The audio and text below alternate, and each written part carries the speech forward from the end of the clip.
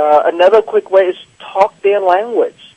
If your customers are not, if they're not doctors and lawyers, don't use fancy terms. Just use your basic language that you would use. Dan Kennedy has a saying about most of our customers are like Homer Simpson, right? So speak as if you're speaking to Homer Simpson. Speak their language. Smile to them. Smile is one of those things that builds rapport very quickly with people. Laugh. If you have some inspiration quotes or stories to inspire them, to motivate, to empower them, those are all great things to build rapport very quickly. Another thing, Tim, you said just a second ago that you said speak to them as if you're speaking to how? It didn't quite come across clear. Okay. Speak to them as if they are, as if you're speaking to Homer Simpson. What was that word? Homer Simpson. Homer Simpson. The cartoon. Homer Simpson. I got it. Yeah. I'm sorry. That's okay. Homer's vocabulary is not that good, and so speak as if you're speaking to Homer. Okay. And so you want to be at their level. Okay. You don't want to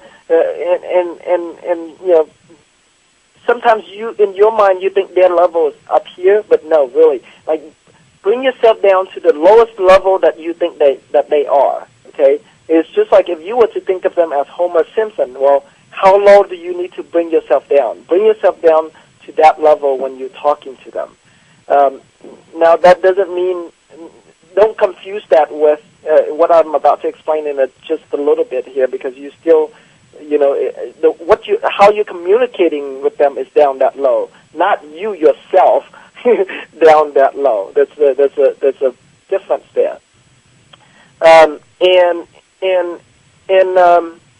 And another way to get to get this gate to open up, okay, to get the subconscious mind to sort of get out of the way and open up the gate for you, is to relax them.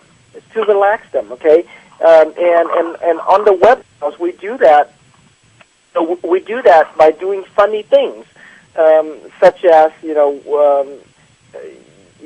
can say something funny. You can make fun of yourself. You can use, in my case, for example, let me get my webcam thing. Okay.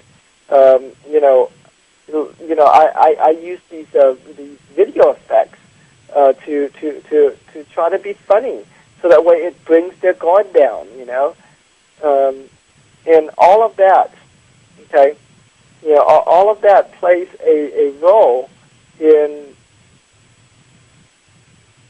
this entire process. Getting them to relax, so that way they would open up a gate for me to talk to them, to talk directly to the subconscious level. And in my presentation as well, I use a lot of pictures. I use pictures of my sons, my family, my vacations. Picture of dollar bills. Any pictures because pictures, it's one of those visual things that it forces people to imagine. And whenever you're imagining, whenever you're not thinking logically, you're opening up the other brain, and that's that's where your subconscious mind is at. Your subconscious mind is on your right brain, okay, and your conscious mind is on your left brain. And so you want to use those things, okay, to relax them, to bring their guard down, so that way they don't feel like this is just a sales pitch, or that they are about to be vulnerable to you, that you're going to get them to buy stuff. And the third thing to get through the gatekeeper is being an authority. Earlier I used the example of David Letterman. David Letterman is an authority, and so he instantly got your gate to open because he has that credibility already. And so